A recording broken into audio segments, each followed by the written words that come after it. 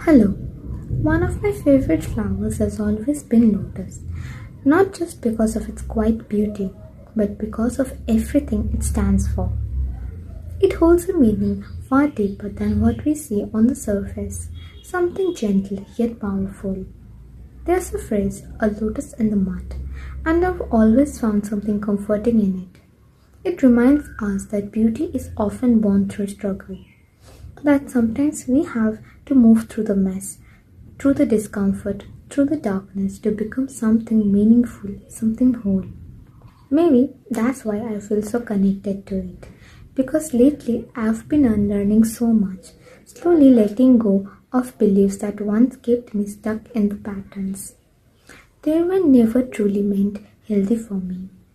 And I've started to understand that growth isn't just about adding new things into life. It's also about releasing what no longer belongs there. I no longer believe in speaking badly about someone I once loved. At some point, they meant something to me. They held a place in my life that was real. And that alone deserves a certain level of respect. Forgiveness doesn't mean erasing memories. It simply means choosing peace over bitterness. Because if you couldn't say those words to them, then why carry the weight of saying them now? I also no longer believe in the idea that there are no solutions. Some paths may feel impossible, some answers may take time, and some journeys may test your patience, but there is always a way forward. Even if it's small, even if it's slow, that's what the sky is the limit truly means. Not that something is easy, but that nothing is entirely out of reach. And attachments, I've begun to see it in a different light too. I used to think that holding on tightly was love, that if you didn't hold on, you didn't care enough. But I have learned that attachments often grow from fear of losing, fear of being left behind, fear of not being in control.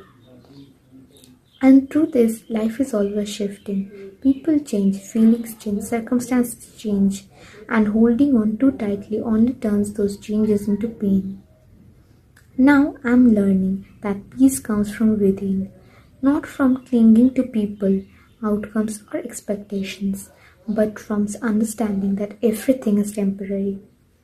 We can love deeply, we can appreciate fully, and still remain grounded within ourselves without losing who we are in the process.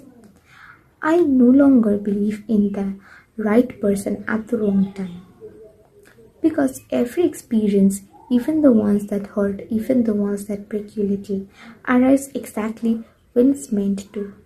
Not to stay forever, but to teach. Sometimes it teaches you to walk away, sometimes it teaches you not to return, and sometimes it simply teaches you how to grow. I also don't believe in finding a missing piece in someone else. You are not incomplete. You were never meant to be completed by another person. You have to become whole on your own. Learn to love yourself, to build yourself, to stand on your own, so that when someone enters your life, it's not because out of need, not out of emptiness, but of choice, out of abundance. Because using someone to fill a void only creates a deeper emptiness for both hearts involved. And if there's one thing I've truly come to understand, isn't that unlearning is not easy. It asks a lot from you. It asks for honesty, for patience, for courage. But it is necessary.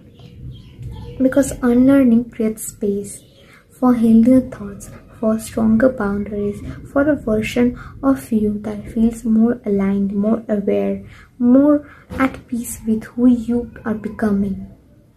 Yes, it takes effort, a lot of it. Some days will feel heavy, some days will feel uncertain, but still keep going because I promise you, it's worth it. This is how you grow from something small and fragile into something strong, grounded, and deeply alive. And always remember, the only constant in life is change. Take care.